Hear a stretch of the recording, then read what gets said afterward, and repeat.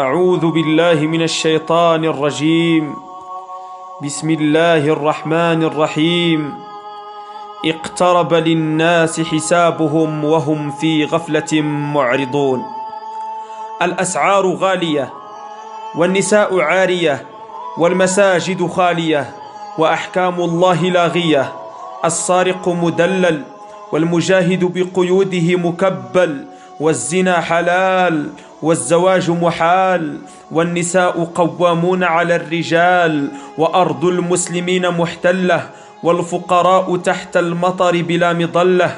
ولم يبقى من علامات الساعة الكبرى إلا قلة، فالتوبة التوبة. احذروا الكيس المثقوب. تتوضأ أحسن الوضوء لكن تسرف في الماء، كيس مثقوب.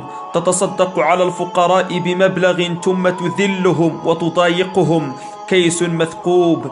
تقوم الليل وتصوم النهار وتطيع ربك لكن تقطع رحمك، كيس مثقوب. تصوم وتصبر على الجوع والعطش لكن تسب وتشتم وتلعن، كيس مثقوب. تلبسين الخمار والعباية فوق الملابس لكن العطر منك فواح، كيس مثقوب.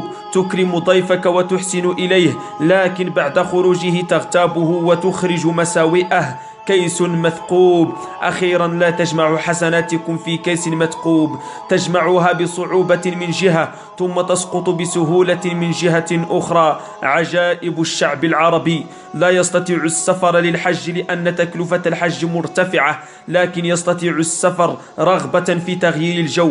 ألا إن سلعة الله غالية. لا يستطيع شراء الأضحية لكن يستطيع شراء آيفون لمواكبة الموضة. ألا إن سلعة الله غالية. يستطيع قراءة محادثات تصل إلى 100 محادثة في اليوم، ولا يستطيع قراءة 10 آيات من القرآن بحجة ليس لديه وقت لقراءة القرآن. ألا إن سلعة الله غالية. قليل من سيرسلها لأنه يشعر بالحرج. تخيل أن الله يراك وأنت تنشرها لأجله. إذا أعجبتك فانشرها، وإذا لم تعجبك فمر كأنك لم تر شيئا. تنشر الأغاني وتستحي من نشر القرآن. يا رب من يرسلها ارزقه من حيث لا يحتسب.